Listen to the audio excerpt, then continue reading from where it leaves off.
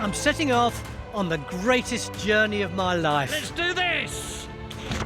To travel around the globe by train. No idea what platform we're going from. I'll be riding some of the most spectacular rail routes on Earth on the fastest, steepest and most luxurious trains, passing through some of the world's most famous places. The Eiffel Tower, Grand Central Station. There it is, Mount Fuji. And beyond, to parts of the planet I never knew existed. We're totally isolated. To immerse myself. This isn't for anything. This is just what people do on a Sunday. In the weird, the wild, and the wonderful. This is unlike anything I've ever done before.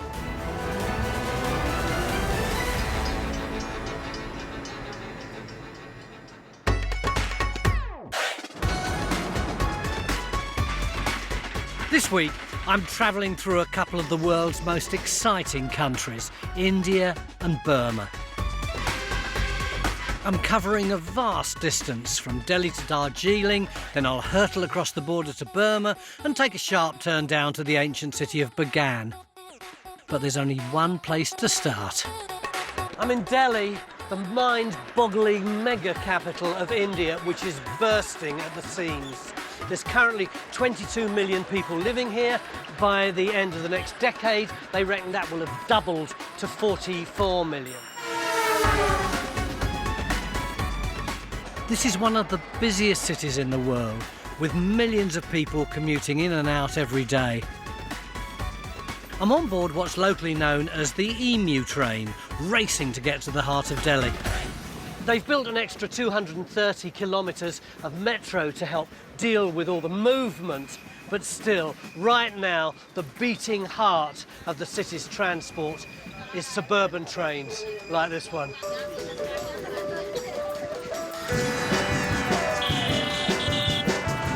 I've got very little time here, and there's a lot I want to fit in. I don't think I've ever been in a town where there's so much unnecessary beeping. There he goes, meh. Delhi's one of India's most historic cities. Today, it's both a modern capital and a city with a rich past that dates back hundreds of years. And I'm told the best place to see a true mix of tradition and modernity is at one of Delhi's markets. This is Chandni Chowk, one of India's oldest bazaars. It might look quite modern, but actually, it was built 450 years ago. It would have been a fantastic-looking place in the 1650s, really high-end, with a big fountain in the middle, canals all the way around. It was originally a market for silversmiths. So now you can buy just about anything here. Don't you love the wiring? I wonder how often it just goes... It's Sunday morning, and although the market's only just waking up, I'm getting a real sense of life here. And what better way to understand local culture than learning about their food? If there was only one kind of Indian bread I could have for the whole of the rest of my life, it would be one of those, a paratha. I've never made bread before. I even struggled to open a packet of Mighty White, so I don't know how I'm going to get on baking in the street, but Ashish here is going to show me how it's done. Take a bit of this, yeah? And then push it into a pocket. Do a cauliflower one, shall I? Take some masala. Got some masala, sprinkle, sprinkle, sprinkle. Not too much. They'll all choke to death. 100! Ashish has got 4 shops around here and makes thousands of parathas every day. People clearly love them. I'm going to set up my own paratha shop just opposite you. I'll be putting in honey, chocolate, Nutella for the new discerning young generation. This one, I've messed this one up. This is terrible. This is terrible. On second thoughts, it's maybe best to leave it to the professionals. This kind of street food is the lifeblood of India, a country where millions of people live cheek by jowl, hurtling along at a pace I've never seen before. The extraordinary thing about this city is that it's in constant movement. Everywhere you look, there are people doing things. It's a chorus of endeavour. For me, this is a city full of contradictions. On one hand, it's a leading tech hub, but on the other, you can still see poverty all around. Yet everywhere you get a sense of this can-do entrepreneurial spirit.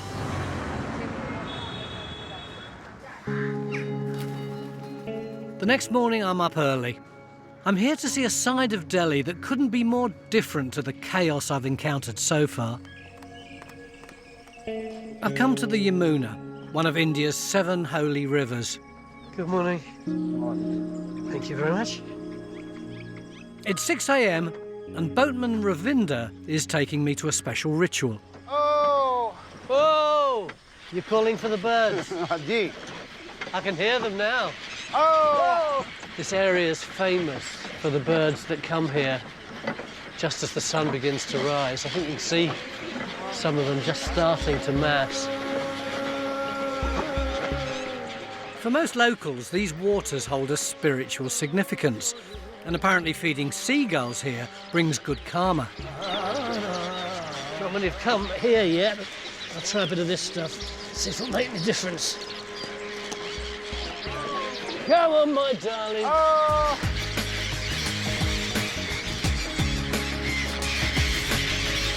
Every year, these gulls migrate over 2,500 miles, escaping Siberia's winter. This is something that rich businessmen do. They get the boatmen to take them out so they can lob all this stuff up into the air for the birds. Oh! Whoa! Oh! This ritual's performed on the Yamuna every day. People hope that feeding the birds will bring prosperity and good health. I can't hear anything else around me now but the sound of birds. But it's just like I'm in bird madness. I suppose you feel an enormous sense of power, being able to draw all these birds to you. I don't know if that's luck, but it's a strong feeling to start the day. Incorporating wildlife into rituals like this seems to be at the heart of Indian life. Back in Britain, the only time most of us notice seagulls is when they're trying to nick your chips.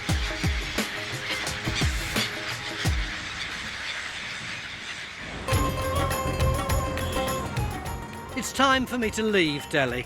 This is New Delhi Station, and it's my gateway to one of the largest railway systems in the world. Blimey, it's crowded. That's the sleeper. This one's absolutely rammed. The train network covers almost all of India, and it carries an astonishing 23 million passengers on 12,000 trains every day. This is one of the longest trains I've been on. I'm practically in the Himalayas. Indian Railways is also the country's biggest employer, with nearly 1.5 million workers keeping this massive operation running 24/7. Right, thanks this way. And I think it's number 11. Hello. 9, 10. Oh, 11, yeah. Thanks a lot. Thank you. You selling pens? 2? Only 2? It's been fascinating to see how Delhi mixes ancient traditions with a frenzied pace of life, but I do feel a bit overwhelmed. To be honest, I'm really rather glad to leave Delhi. It's just so non-stop mad. I've been getting hardly any sleep because somewhere close by there's been a large party going on every night to about 2:30 in the morning. It's a wonderful place to be in that it's so awesome, but it's not really my lifestyle. Coming up, I get my first sight of the Himalayas on a very special train. I've never had such an extraordinary time on a train. It's like a dream, it's not like real at all. I taste some of the world's most prized teas. We won't talk about tea bags when we're in Darjeeling, please. Oh, all right. And a remote tribe gives me a royal welcome. This is my best greeting ever.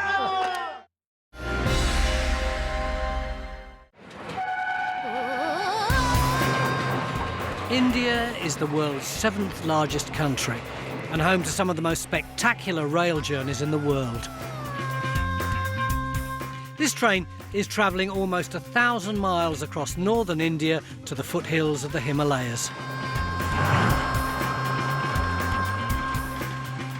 If you're on an Indian train, there's one tourist event that you've really got to try, isn't there? The toilet.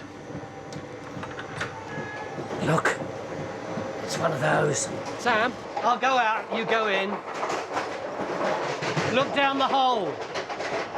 Can you see the track? I mean, if you slipped, you could fall down there and just die, couldn't you? See you later.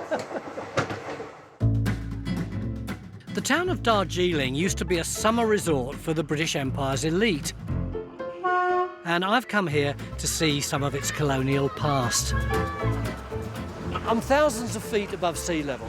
I'm surrounded on all sides by huge mountains and winding valleys.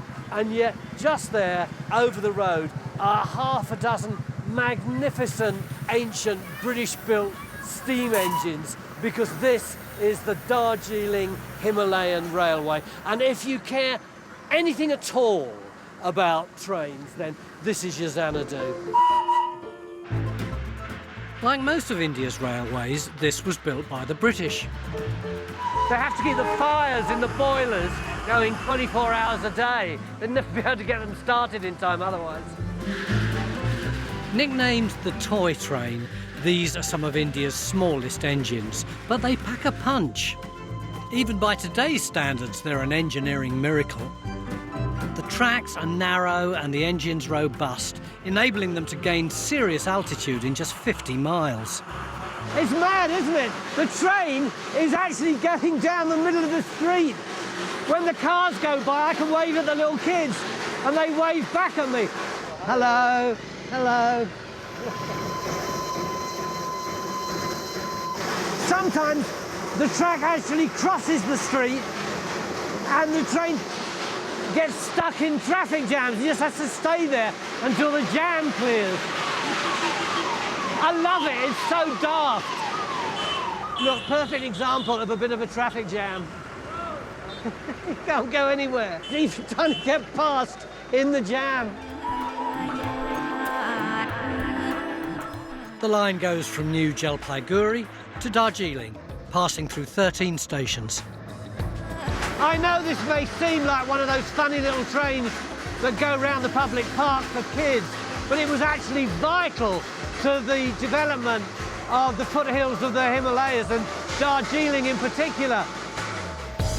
Originally built for carrying freight and mail, these trains were vital in connecting remote villages and making Darjeeling one of the most important tea regions in the world. I've never had such an extraordinary time on a train. It's like a dream, it's not like real at all. Today, the railway is mainly used by visitors, but Darjeeling tea is still some of the world's most coveted. There are around 80 plantations in the area, and for me coming here, it's an opportunity to find the perfect cuppa. This is the world's best tea. It's the soil, it's the temperature, it's the elevation and the rainfall all put together. This is Glenburn Estate, one of Darjeeling's most famous tea producers. It's been here for over 150 years. Bernie Amritanand runs the show here, and he's helping me to sample some of their finest teas. But I have a confession to make. I've got 4 or 5 big boxes of tea that I've been given. Assam, Ceylon. I don't like them because they're too strong for me. Do you think you can convince me that it's my palate that's wrong? I think I'm going to offer you what's called the first flush of Darjeeling. The colour is so light. It's very light. Normally I would get another tea bag and I would dip it in. Yeah. But we won't talk about tea bags when we're in Darjeeling, please. We'll talk about teapots. Oh, all right. And good loose tea. Now that's the first flush. Yeah, I do find it quite strong. What do you think of this?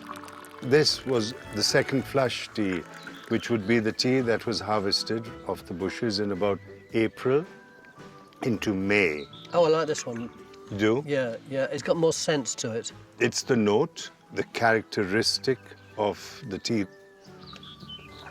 This is the way you should drink tea. So no tea bags ever? No tea bags ever. Oh, all right. Sorry about that.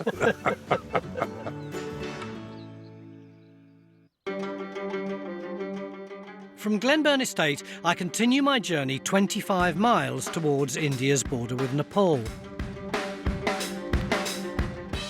At this point, I've had to abandon the train tracks because I'm trying to get somewhere very remote, to a community I've always wanted to meet. I'm west of Darjeeling now, in the town of Manibanjang, which is a border town between Nepal and India. This is very childish, and I don't even know if I'm supposed to do it, but here you go. 1 foot in Nepal, 1 foot in India. Anyway, I'm looking for a lift. Home to the world's third highest mountain, Kanchenjunga, this region is India's least populated, so getting around can be a challenge. Flippin' heck.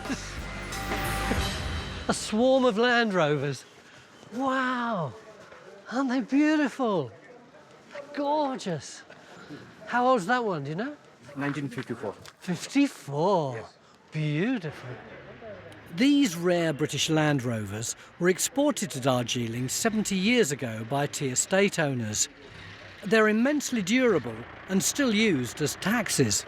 I need to get to Plung Dong. Yeah. Is there any chance that one of you would be able to drive there? I'll be there. You do that? Yeah. Which one's yours? This vehicle. Oh, that's gorgeous, isn't it, that Yeah. one? That's lovely. Oh. There are about 40 vehicles here. They're so rare that you'd get about 30 grand for one of these back home. I just realised that this Land Rover doesn't have any safety belts, does it? No, we don't have. You drive carefully now. Yeah. It's one hell of a ride. And I'm dying to have a go myself. Okay. Is that the starter Yeah. here? Lovely. Here we go. Oh, it's a lovely feeling, isn't it? Not as comfortable as the Discovery is. Yeah. Range Rovers. The brakes are a little bit soft, aren't they? Yeah. Have you ever driven on this type of roads? No, some of the London roads people are complaining about, but they're dead easy compared with this. You have to keep your foot on the brake on these hills. Yeah. I wouldn't want to be that cameraman in front. Oh, this is such fun. I think I've mastered this.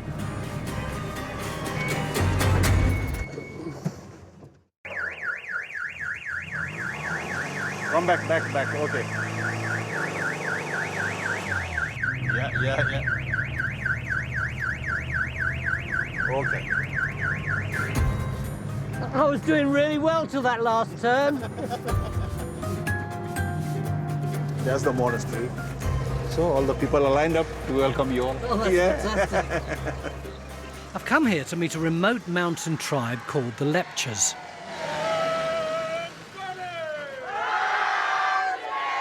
Hello. Thank you.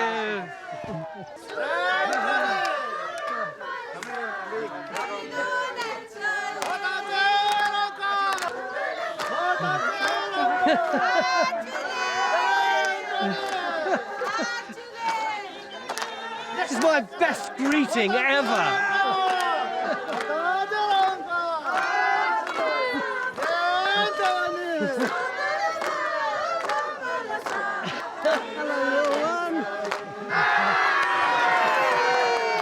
I have never been welcomed so happily, so profoundly, so beautifully in the whole of my life. So thank you so much. The village is called Kalimpong, and my host here is Jangu Lepcha. Why were they so excited? They don't get to see the foreigners. Yeah. So they've been waiting since morning and so They've excited. been waiting since the morning. Yes. It's 4 o'clock in the afternoon, man.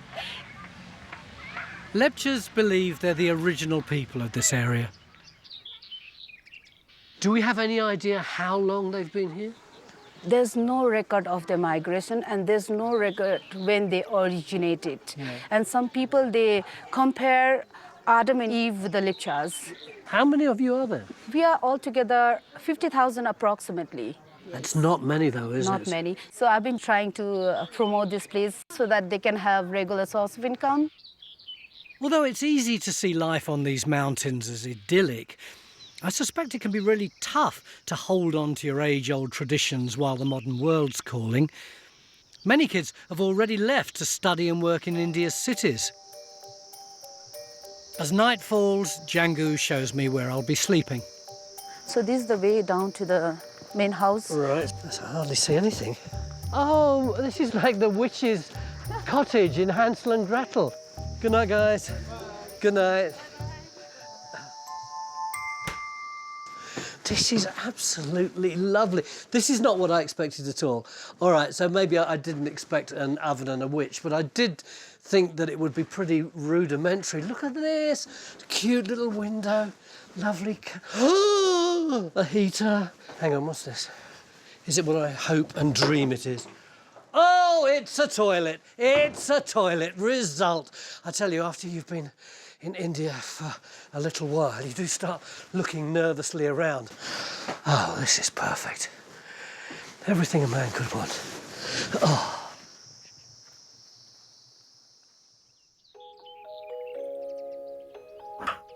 The next morning, I wake up to fresh mountain air and a glorious view. You'd think in a place like this, I'd feel healthier than ever. I've got the sniffles, so now we're looking for the Himalayan version of a pharmacy. Be careful. He has to look for the medicine, for the running nose. Yeah. Lepchas are the masters in medicine. Yeah. You know, they know which one is poisonous, which one is medicine. Yeah. Namjum yok. Yeah. You have to sniff. Yeah. Yeah. Yeah. Next. Yeah. Oh. How are you feeling? It's burning? That's good. That's good, yeah. It's like a combination of clover and Vicks inhaler. It definitely is clearing my nose. Yeah. For sure. Sanjay knows every plant and animal in this forest, but he hopes that the next generation will have different opportunities. What do you want your sons to do? He wants his children to study because he's done so much of hardship in his life. He's not educated, so he wants his son to be educated. But if they're educated, maybe they'll go away from the village. There's a chance, but he will try his best sons to understand the value of our community and the value of the medicine and the value of what he is doing right now. In a globalised world, this place typifies the untouched. If locals leave to study and backpackers arrive instead, I can see how the authenticity of this place could easily disappear. It makes me feel all the more privileged to have come here today. India is, of course, amazing. I'd expected the kind of wild, anarchistic chaos that you get in Delhi, and I wasn't remotely disappointed. But up here, this is where I lost my heart. I absolutely love it here. But now, reluctantly, I've got to leave. I'm going over the Bay of Bengal to Myanmar, in that direction. About which I know absolutely nothing, apart from the stuff I've seen in the newspaper. It's all a big question mark to me. A question mark which hopefully will be some extent dispelled in the next few days. Coming up, I take a train to go shopping the Burmese way. This is brilliant. There's a market and it's on the railway lines. I bring out my best moves in a local spirit ceremony and stumble across a celebration that's unlike anything I've ever seen. It's fantastic. The whole town has been mobilised.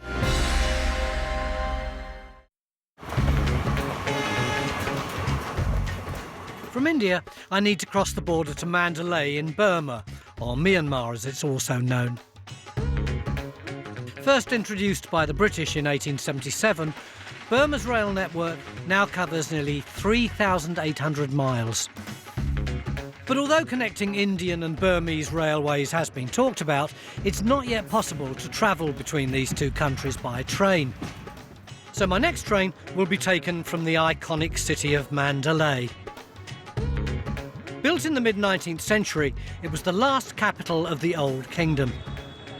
This palace here was the last seat of the Burmese royal family. I say the last seat because in 1885 the Brits marched in and took over the entire country. You can see why the Brits might have wanted it, because you've got China there, you've got India there, you've got what was Siam, now Thailand down there, and Bosch right in the middle, you've got Mandalay. Burma was ruled by the Brits for 50 years. It gained independence in 1948, and today Mandalay is the second largest city here and the heart of regional transport. I'm taking a local train north just outside the city centre. When I was really young, I wasn't sure that Mandalay actually existed. It was one of those towns that you hear in poems and in songs. Nellie the elephant packed her trunk and went there. I'm heading to Thea's Bazaar, and I don't think I'll have any trouble finding it. This is brilliant. Just here, there's a market, and it's on the railway lines, and they just step back when the train comes through and then move back in again afterwards. Such a brilliant use of space. A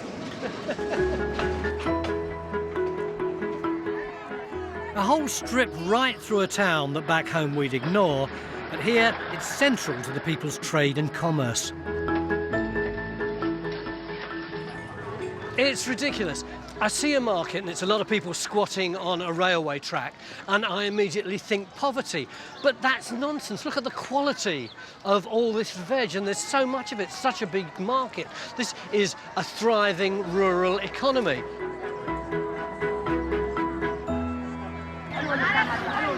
Oh my God, these are so cute, aren't they? All destined for the pot, but they are very cute. Mandalay local Zarni is showing me around the market.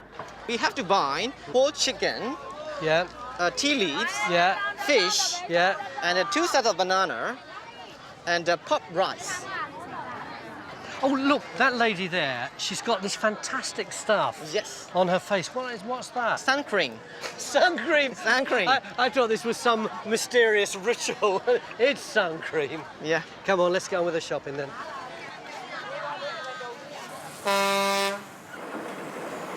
We're not just buying dinner, we're getting offerings for a uniquely Burmese spirit ceremony that's taking place up the road. I just hope we've brought enough bananas. In local folklore, there are 37 spirits called Nats. These Nats are said to have the power to assist or devastate lives. Easy. I'm your mother now. Thank you, Mum. Thank you, Mum. These dancers are mediums who connect with the ancient spirits while worshippers ask them for favours. And today I seem to have a role in the ceremony.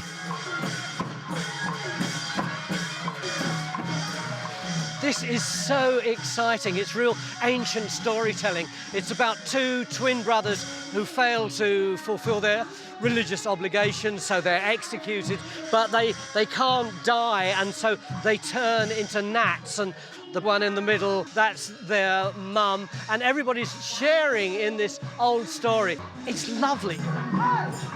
In this country, Nats have been worshipped alongside Buddhism for centuries, but I still think I can show them some moves.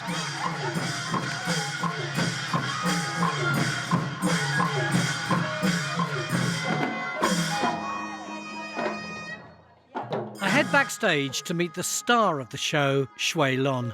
Can I come in? That was fantastic. Thank you so much. Thank you. Thank you. When did you start to do this? 18 years ago. အဲ့ဒါတော့ဘာပေါ့နော်ယုံကြည်ပြီးတော့ကိုယ့်ရဲ့လေးစားမှုနဲ့ဖြစ်လာအစားအဲ့လိုပေါ့နော်ဟိုကိုယ့်ပေါ့နော်ဒီလက်တမီဒီယာကပေါ့နော်ဆောက်ရှောက်တယ်ဆိုရင်အိမ်မက်ပေါ့ဟာလာပြီးတော့ဆောက်ရှောက်တယ်အိမ်မက်ပြ And how old were you when that happened? လေးလာရေးပေါ့ Because you had a dream. You knew what you wanted. Dream to come true. Yeah. I've seen so much theatre and dance which is masked and people with makeup and people doing all that sort of stuff. But this was the exact opposite of that sort of demure type of show. This was really in your face. It was people saying, look at me, aren't I talented? And I really enjoyed that. Many of the spirit mediums don't conform to traditional gender roles. Some have faced discrimination in life. But it seems that in the world of spirits, the rules of Burmese society are suspended. The next day, it's time for me to leave Mandalay. It's early in the morning, and all this is really quite fun. You've got this huge battered railway station built by the British over 100 years ago. Lots of little railway lines and very small, slow trains, and a cacophony of sound coming from all these shops where people are having their breakfast. But for me, I'm getting rather excited, quiet please, about the next part of my journey. I'm going to one of the most important historical, spiritual, archaeological sites in the whole of the world. It's up there with Angkor Wat and the pyramids. It's a town called Bagan. The journey from Mandalay to Bagan is just over 100 miles southwest. The route follows the Irrawaddy River that flows all the way through Burma. You look out of the window at all the little villages and the fields, and it looks as though Burma hasn't changed for 1,000 years. But that's a completely false impression. It's constantly been changing, none more so than in the last century. When the Brits left in 1948, pretty soon afterwards, a military junta was established. Burma was closed off from the outside world for 50 years. Then Aung San Suu Kyi gained power and the world wished for a new era of democracy. It was a pivotal day for the country, one that was full of hope, although, as you've seen from the television footage from the last year, this fledgling democracy is still suffering from a lot of agony and violence. In the West, Aung San Suu Kyi has been widely criticised as the violence continues. But none of this is new. Because of its strategic location, Burma has a long history of facing turmoil. And it looks like peace isn't coming anytime soon.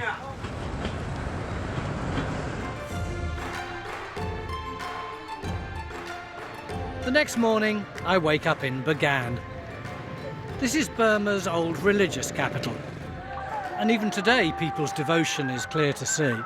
This morning, our fixers told us that there was going to be a little march through the town today to celebrate the fact that a lot of the young boys were about to be initiated as novice Buddhist monks.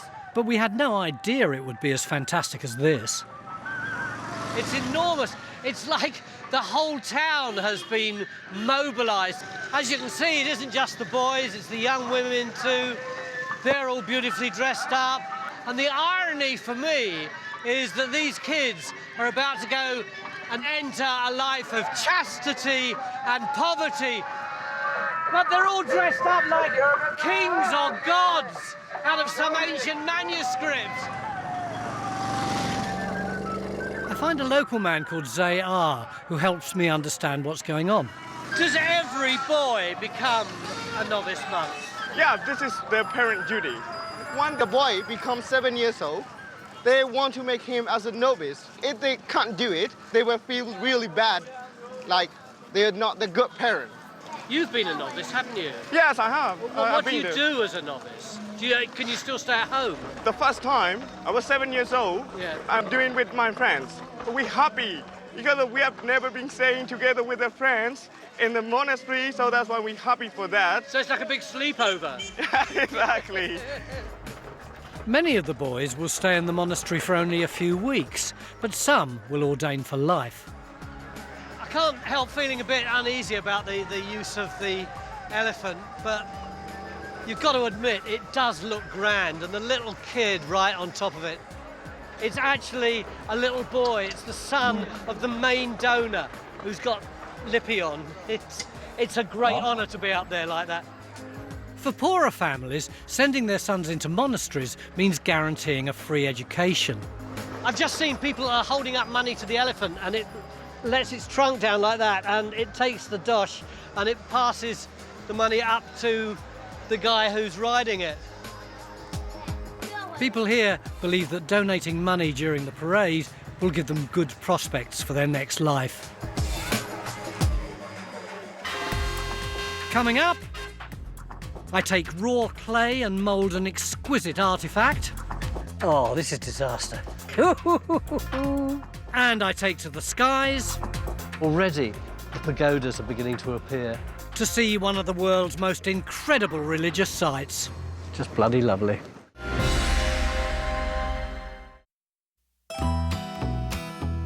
My journey through India and Burma has taken me on some of the world's busiest trains and most epic routes.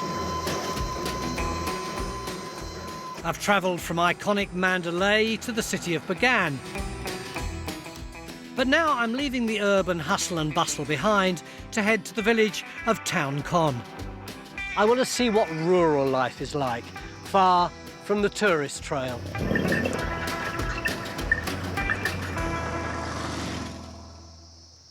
There aren't any trains, so I'm using local transport. This is a far cry from the economic boom that has swept through other Asian countries like India. Most Burmese still live in poor rural areas, like the village of Town Con. In this place, the lack of rain is a huge problem. Water's so scarce, it's a very precious commodity. And what I love about the people here is that outside each house they'll leave one of these ceramic pots full of water so that people can have a drink. Although here in Tang Kong they actually specialise in the making of these pots. It's pot city here. Yuno and Darwin Tong are master potters. The first thing they obviously need to do is limber up the old clay, because that's really stiff. So essentially what he's doing is making a big carpet slipper out of mud so that it'll get stuck to your feet. I can't flip it over like you do, because it sticks to my... I know you won't believe me, but this is actually really difficult. Toe, heel. It works. I'm practically a master potter already. Apparently that was the easy part. So I hold it like this. It's just magic, this feel of it. I've no idea what to do next. I'm just sticking my thumb in. Oh, it's gone wrong.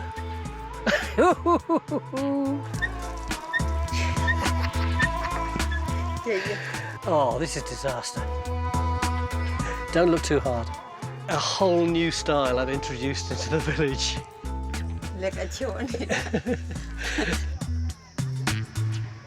These pots are great for collecting water, but there are other uses too.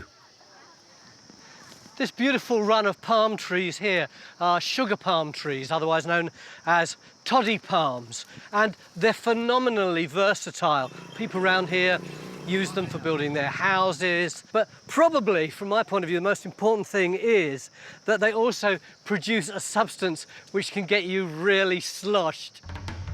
I'm talking about toddy wine, known as Sky beer. It's a local delicacy. This may look easy, but people get seriously injured doing this. I wouldn't try it. There's a cut being made in the tree and all the juice comes out and it's collected, and the pots he's using are just like the ones I made this morning. That's brilliant, thank you so much.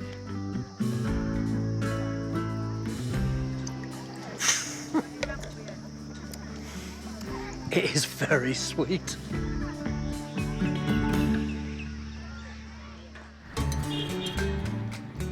The next day I returned to Bagan. It's known for being one of the world's greatest archaeological sites. And come on, there's only one way to see it properly.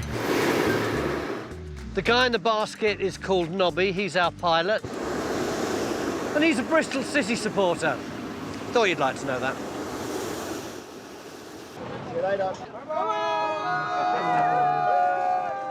We're off. So gentle, it's not cold. Just bloody lovely. We're almost kissing the top of the trees with the basket, and already the pagodas are beginning to appear.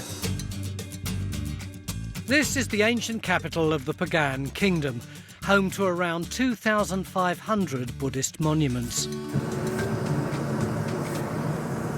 It's quite toasty on the head, particularly for those of us who haven't got much hair. Look at my director, he had long hair at the start of this flight. We're starting to climb. We are starting to climb a little bit, yeah, we're just on the eastern edge of the monument zone here. The air is very clear. We can see about 50 to 60 miles this morning. Many of these structures have been here for 1,000 years, and they look absolutely incredible.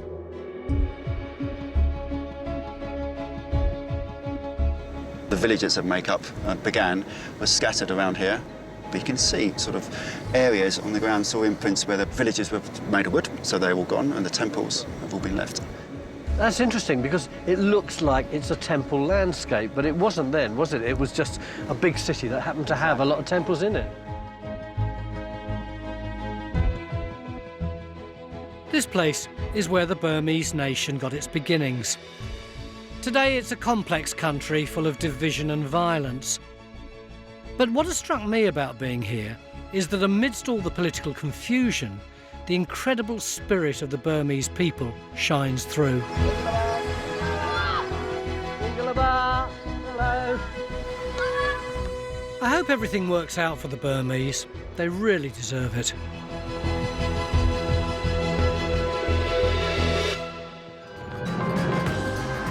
Next time, I'll be continuing my epic railway adventure in Thailand, where I'm bowled over by Buddhism. Oh, God, I nearly shook your hand. We cannot take our hand. In Bangkok, I take a tuk-tuk to the taste of tomorrow. Silkworm. Very good. It's a little bit like fertiliser. I live out my Thai island dreams and try to get high in Malaysia. Is there any other way? All aboard. For a journey of discovery closer to home, we delve into the incredible history of a great city in London. 2,000 years of history, new tomorrow night at 9:15. Next tonight, a journey to South Africa and maybe into the heart of The Bachelor. There's bound to be drama. Mark Wright is your host for a brand new series next.